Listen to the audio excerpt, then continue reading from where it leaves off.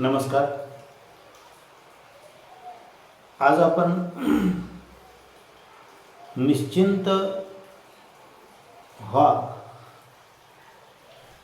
या शीर्षकाच्या अनुषंगाने थोडंसं चिंतन करूया. आता निश्चिंत व्हा असं कोणालाही सांगता येतं, परंतु निश्चिंत होणं अवघड आहे हे आधी बऱ्याच जणांच्या डोक्यामध्ये आलं असेल. परंतु आपल्याला एक अशा दृष्टिकोनातून चर्चा करायची की खरंच या सृष्टीमध्ये आल्यानंतर, एक मनुष्य म्हणून जन्म घेऊन आल्यानंतर आपल्याला खरंच त्या ठिकाणी चिंता करण्याची गरज आहे का, किंवा आपल्या चिंतेचं महत्त्व किती आहे, किंवा चिंता करून आपण काय साध्य करतो, या गोष्टीचा थोडासा आपल्याला विचार करावा लागेल. कारण चिंता हे एक वाईट व्यसन आहे की जे आपल्याला, आपली इच्छा असो किंवा नसो, जे आपल्याला एक विशिष्ट अवस्थेमध्ये घेऊन जातं. काय नेमकं याच्याविषयी थोडासा आपल्याला त्या ठिकाणी विचार करावा लागेल. कारण मी जो विचार सांगतो आहे तो आपल्या सगळ्याकडेच आहे. मी काही नवीन सांगतो अशातला विषय नाही. परंतु एखादा विषय जर जागा करून आपण त्याच्यावर जर चिंतन करू लागलो तर आपल्या जीवनामधल्या काही चांगल्या स्मृती जाग्या होतात आणि आपल्या जीवनाला त्या ठिकाणी गती मिळत असते. आणि म्हणून आपल्याला या गोष्टीवर चर्चा करायची, या गोष्टीवर आपल्याला विचार करायचा आहे की चिंता करण्याची गरज आहे का निश्चिंत होण्याची गरज आहे. बघा, या सृष्टीमध्ये जन्माला येणाऱ्या प्रत्येक जीवाचं त्या ठिकाणी जीवन आपण जर बघितलं तर ही संपूर्ण सृष्टी त्याला जन्म देण्यापासून ती त्याच्या जीवन आणि त्याचा मृत्यू हे सर्व त्या ठिकाणी पार पाडायला समर्थ आहे. इथे कोणाच्या हस्तक्षेपाची काही गरज नाही. अशा प्रकारची ही सृष्टी आहे, ती स्वयंभू आहे, ती सर्व त्या ठिकाणी करू शकते. अहो, मनुष्य तर या सृष्टीमध्ये असणारे हजारो लाखो नाही कोटीवर जीव आहेत. मग त्या जीवाचा सगळा उदरनिर्वाह आहे, हा सर्व चाललायच की या ठिकाणी. अनादी काळापासून हा प्रवाह चालू आहे. अनेक जीव त्या ठिकाणी जन्माला येत आहेत, त्यांचं त्या ठिकाणी जीवनाचा कालावधी जातोय, त्यांचा शेवट होतोय. म्हणजे एक आपण सर्वसाधारण दृष्टिकोनातून जरी पाहिलं तरी आपल्या असं लक्षात येते ही गोष्ट की ही प्रकृती सर्व गोष्टी करायला समर्थ आहे. अहो, मला सांगा की मोर त्या ठिकाणी त्याचा पिसारा रंगवणं ही काय मोराची इच्छा आहे का, किंवा ते मोराचं कर्तृत्व आहे का? त्याचा सुंदर अशा प्रकारचा हा पिसारा ही प्रकृतीची जडणघडण आहे. प्रकृतीनं त्याला ते उपहार स्वरूप दिलेलं आहे. पोपटाचा तो हिरवा कलर आणि त्याच्या चोचीला मिळालेला तो लाल कलर, त्या पोपटाचं सौंदर्य ही कसं सजविलं त्या सृष्टीनं. किती समर्थ आहे आपल्यामध्ये ही सृष्टी की तिला कधी कलरची कमतरता पडत नाही. किती विचार करण्यासारख्या गोष्टी आहेत. बैलाचे शिंग, वेगवेगळ्या प्रकारचे शिंग, ही विविधता तर प्रकृतीचा हा स्वभावच आहे. अनेक प्रकारच्या प्राण्यांचं त्यांचं वैयक्तिक एक सौंदर्य जे सृष्टीनं निर्माण केले. हो, मला सांगा, कितीही मोठी यंत्रणा जरी एखादी गोष्ट करायला त्या ठिकाणी कार्यान्वित केली तरी ती अचूकपणे असं काम करू शकणार नाही. ती कुठंतरी थकल, कुठंतरी त्याच्यामध्ये चुका होतील. परंतु या सृष्टीनं जे त्या ठिकाणी या प्रत्येक जीवाला घडविलं त्याच्यामध्ये कोणाच्या हस्तक्षेपाची गरज आहे? काही गरज नाही कोणाच्या हस्तक्षेपाची. ही प्रकृती सर्व गोष्टी त्या ठिकाणी करायला समर्थ आहे. आता हे मनुष्य तर सर्व जीवाचं तर जाऊ द्या, नुसतं आपण आपल्या जीवनाकडे बघूया. आपल्या जीवनाचं जर आपण अवलोकन केलं तर मला सांगा की आईच्या गर्भामध्ये बाळाची होणारी वाढ किती चमत्कारिक आहे हो. शरीरातले हजारो पार्ट्स ज्या ठिकाणी बनतात आणि ती किती नाजूक काम आहे. त्याचा जर विचार केला तर आपलं डोकं काम करणार नाही, एवढं ते विशाल काम आहे. कधी सांगावं लागत नाही की दाताच्या ठिकाणी दात असावे, ते दात 32च असावे, मुखाच्या वरतीच नाक असावं, डोळे नाजूक असतात म्हणून ते खोबणीतच असावे, भुवयावरती फक्त केस असावे, कान त्या ठिकाणी बाजूला असावे. किती त्या ठिकाणी गोष्टी आहेत की ह्याच्यावर मोठमोठे ग्रंथ लिहिली जातील एका त्या अवयवावर माणसाच्या. एवढं अवाढव्य विश्व आहे त्याच्यामध्ये, तेव्हा ते आकाराला आलेलं आहे. आज विज्ञानाने ज्या गोष्टी पुढे आल्यात त्याचा जर अभ्यास पाहिला तर एका शरीराचा अभ्यास करण्यात माणसाच्या हजारो पिढ्या जातील तरी सुद्धा शरीराचा पूर्णत्वाने अभ्यास माणसाला होणार नाही.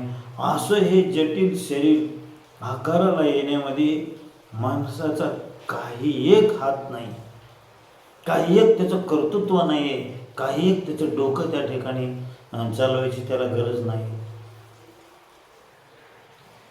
हाताची बोटं, ती बोटं जर एकदम सरळच असती तर काय झालं असतं विचार करा. अहो नुसता आपला अंगठा 4 बोटाच्या समोर जर आला नसता, 4 बोटाचाच बाजूने जर असता तर काय झालं असतं विचार करा. ह्याचा म्हणजे विचार सुद्धा करवत नाही अशा प्रकारची त्या ठिकाणी बुद्धिमत्ता, या बुद्धिमत्ता सुद्धा त्याला म्हणता येणार नाही, त्याला काय म्हणावं हे शब्द सुद्धा सुचत नाहीत की एवढं अचूक त्या ठिकाणी काम होत आहे. डॉक्टर सांगतात की बाळ जन्मल्यानंतरच आईला पाना फुटतो, दूध यायची सुरुवात होते.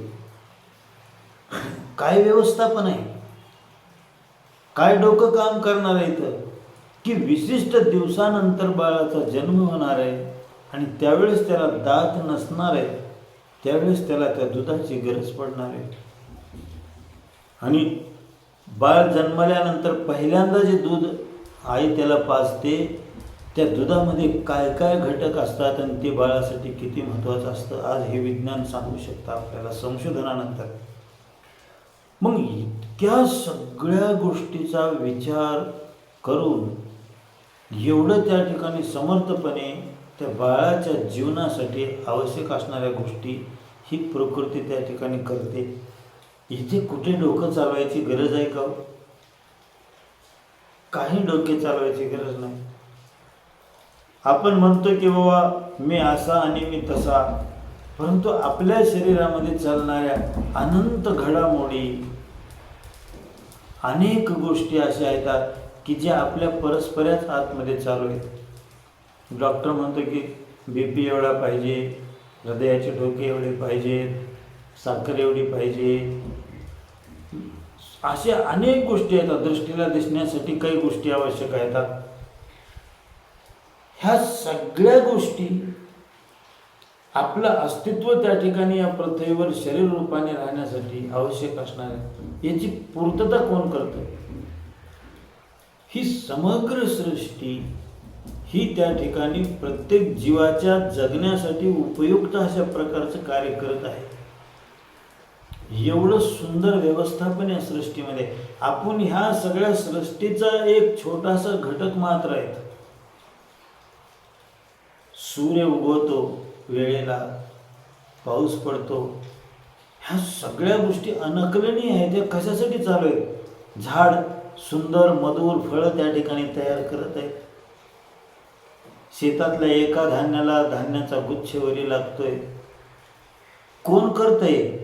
अहो, आपण मेहनत घेऊ शकतो, पेरू शकतो, परंतु धान्याचा गुच्छ वरी लावणं, झाडाला फळ लावणं, ही काय आपल्या हातातल्या गोष्टी आहेत? 4 घास पोटामध्ये टाकायचं आपल्याला माहिती, परंतु त्याचं रक्त आपल्या परस्पर बनतं, शरीरामध्ये पुरवठा होत आहे. काय चमत्कार आहे जीवनामध्ये? इतका मोठा चमत्कार कोणता नाही. मला सांगा की आपण 1 फुटाचे होतो जन्मल्यानंतर, हे 5 फुटाचे होण्यासाठी आपल्याला काय प्रयत्न करावे लागले? बरं, उंची वाढत वाढत वाढतच नाही गेली. 5 फूट 2 इंच, 5 फूट 3 इंच, 5 फूट 6 इंच इथपर्यंत झाली आणि थांबली. कोणी निश्चित केलं हे? कोणी ठरवलं की उंची एवढीच पाहिजे म्हणून? कोणी ठरवलं कलर असाच पाहिजे म्हणून? या सगळ्या गोष्टी ज्याच्यावर माझं पूर्ण अस्तित्व अवलंबून आहे, त्या प्रकृती आपोआप त्या ठिकाणी करत असते. इथे कोणाच्या हस्तक्षेपाची गरज नाही. आणि म्हणून जीवन प्रवाह हा अखंडितपणे अविरत त्या ठिकाणी चालू आहे. त्याच्यामध्ये कोणाच्याही हस्तक्षेपाची गरज नाही.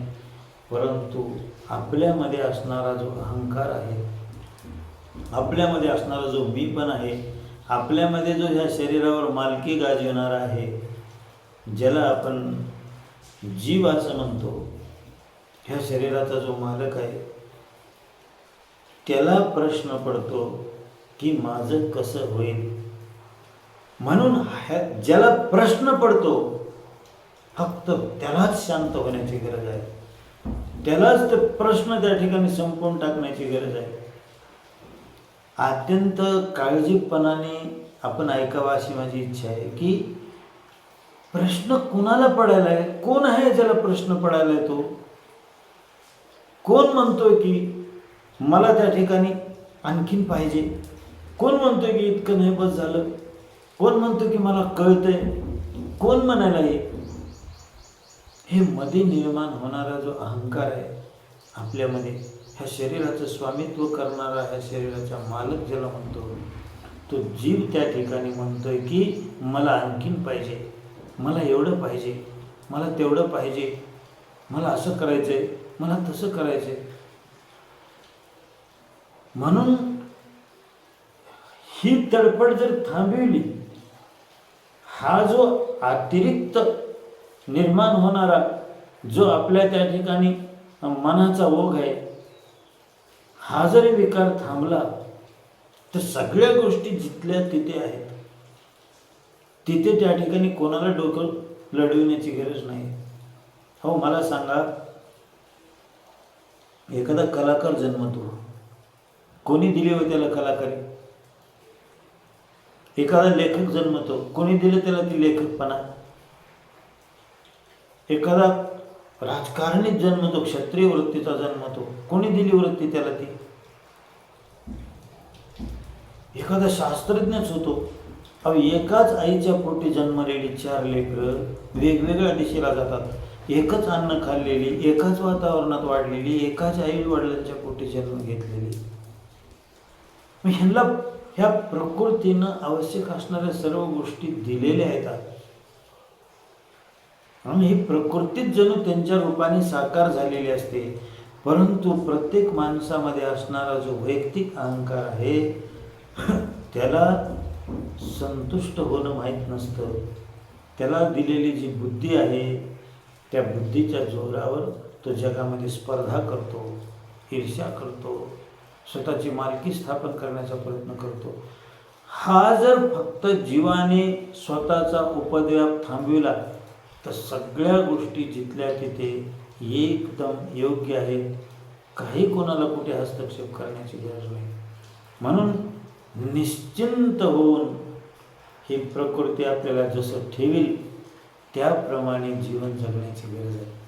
कोणी असा अर्थ करू नये या ठिकाणी की निश्चिंत होणे याचा अर्थ सगळे कर्म सोडून देणे आणि जसं होईल तसं, आणि तसं राहूही शकत नाही माणूस. कारण ही कर्म करण्याची प्रवृत्ती बी प्रकृतीचीच देण आहे. हजारो रुपये दिले तरी एखाद्या माणसाला गादीवर मांडी घालून बस म्हणलं तर ते होणार नाही, कारण बसण्याची बी काही वेळ आहे. म्हणून प्रयत्न तर चालू राहणारच. प्रयत्नही हा प्रकृतीचा स्वभाव आहे. प्रयत्नही करीत राहायचे. ज्या आपल्याला त्या ठिकाणी सर्व गोष्टी प्रकृतीने दिल्या त्याप्रमाणे सर्व कार्यव्यवहार करायचा. परंतु मधली जी हाव आहे, मधून जे येणारे बेचैनी आहे, मधून जे पडणारे प्रश्न आहेत, हे त्या ठिकाणी संपले पाहिजे.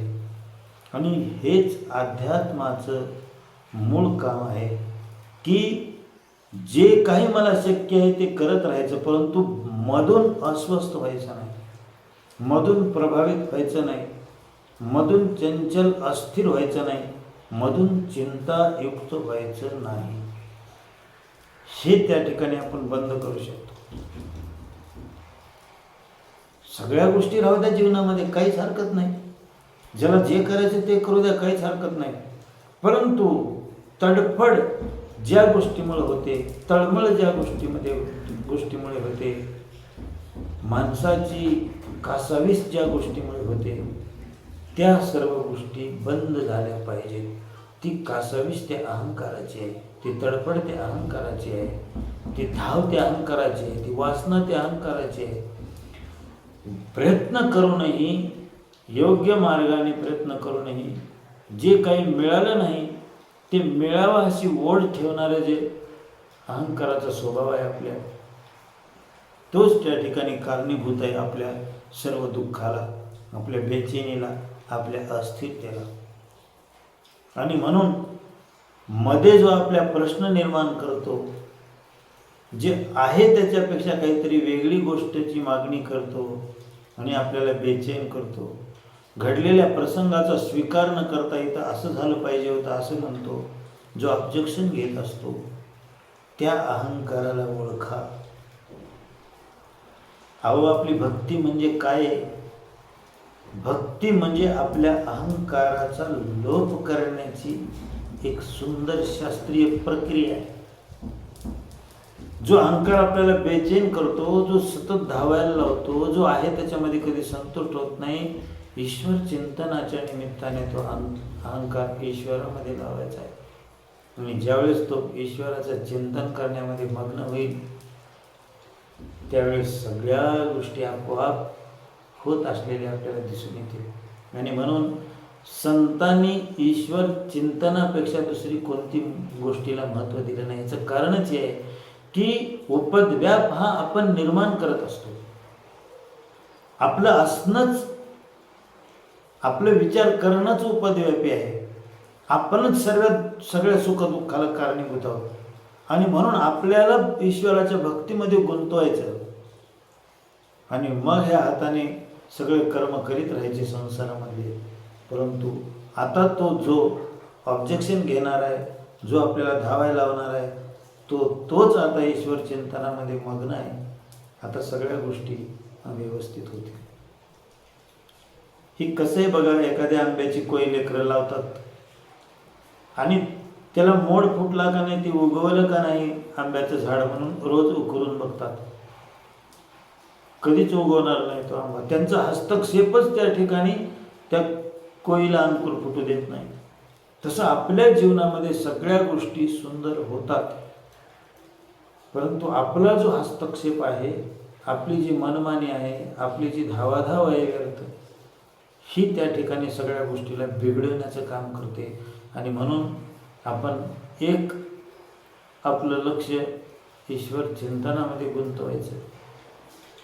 करून बघा जीवनामध्ये, सगळं त्या ईश्वरावर सोडून बघा.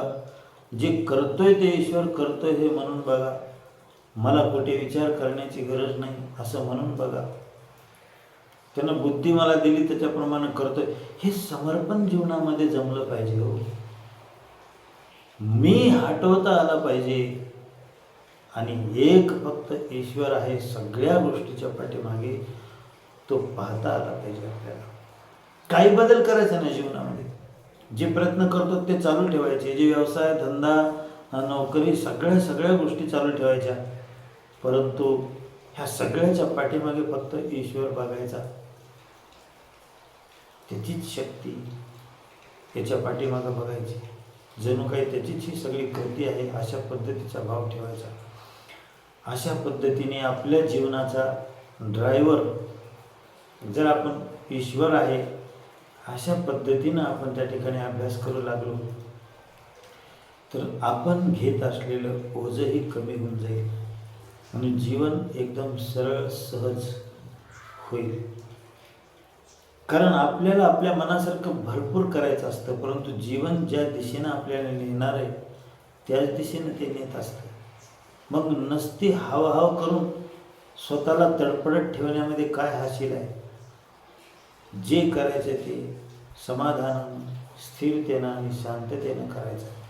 कसली तळमळ नाही, तडफड नाही. मग काही करा जीवनामध्ये, किती मोठी मोठी कामं करा, धनवान व्हा, सगळ्या गोष्टी करा, परंतु ही जी अहंकाराची तडफड आहे ही ओळखता आली पाहिजे. म्हणून जीवनामध्ये असलेला हस्तक्षेप त्याच्या सर्व त्या ठिकाणी निर्माण होणाऱ्या समस्येला कारणीभूत आहे. म्हणून त्याला एक काम द्या की देव सगळं करतोय, तू त्या ठिकाणी देवाचं चिंतन कर, तू एवढंच काम कर. आणि अशा पद्धतीने ईश्वर चिंतनाने जर ईश्वरावर प्रेम जडलं आणि सगळ्या गोष्टीपेक्षा ईश्वर जर प्रिय झाला जीवनामध्ये तर चिंता करणारं कोणी उरणार नाही. कारण चिंता करणाऱ्यालाच एक काम लागले, ते ईश्वराचं चिंतन करण्याचं. म्हणून आता चिंता करणारा कोणी राहिला नाही. कारण मन एकच काम करू शकतं एखाद्या वेळेस, दोन नाही कामं करू शकत. मनाचे ऐसे निकेजे देखिले गोडीची ठाया सोखे, म्हणून अनुभव सुखची कौतुके दावीत जाईले, असं ज्ञानेश्वर महाराज म्हणले. किती सुंदर उपाय आहे, साधा आणि सरळ उपाय आहे. म्हणून जीवनाची जास्त जबाबदारी घेत जाऊ नका. जीवन हे या प्रवाहामध्ये आलेलं आहे, त्या पद्धतीने त्याची गती आहे, ते होणार आहे. फक्त सगळ्या गोष्टी आहेत त्याच्यामध्ये संतुष्ट व्हा. कारण प्रत्येकजण हा विशेष आहे, प्रत्येकजण हा श्रेष्ठ आहे, प्रत्येकजण हा योग्यच आहे. फक्त त्याची वेगवेगळी भूमिका आहे या सृष्टीत. कोणी म्हणेल की मला मुख्यमंत्री व्हायचं, तर शक्य नाही सगळ्यांना मुख्यमंत्री व्हायचं. कोणी म्हणेल मला कलाकार व्हायचे, काही नाही. जी भूमिका आपल्याला आलेली आहे आपले प्रयत्न करून त्यामध्ये संतुष्ट राहणे आणि त्यानंच जीवनामध्ये खऱ्या अर्थाने कमाई केली, ज्यानं जीवनाचा अशा प्रकारे आनंदी राहून आनंद घेतला. बाकी तर सगळे त्या ठिकाणी जीवन आहे तसं काढावंच लागतं, त्याच्यात काही विलाजच नाही, पर्याय नाही त्याला काही. फक्त महत्त्व एवढ्या गोष्टीचं आहे की तुम्ही ते आनंदानं व्यतीत केलं का अतिशय बेजारीने व्यतीत केलं, तळमळत व्यतीत केलं, हे महत्त्वाचं आहे. म्हणजे आलेलं ताट समोर आपल्याला जेवायचंच आहे, फक्त ते जो आनंदाने जेवतो का नाराजीने जेवतो हे त्या ठिकाणी विचार करण्यासारखी गोष्ट आहे. आणि म्हणून जीवन हे प्रकृतीच्या अधीन आहे, प्रकृती समर्थ आहे. आपण निश्चिंत राहून जीवन जगण्याची कला साध्य केली पाहिजे. आणि ही प्रकृती कशी त्या ठिकाणी घेऊन जाते आपल्याला, ही आपण फक्त बघण्याची कला साध्य केली पाहिजे. धन्यवाद.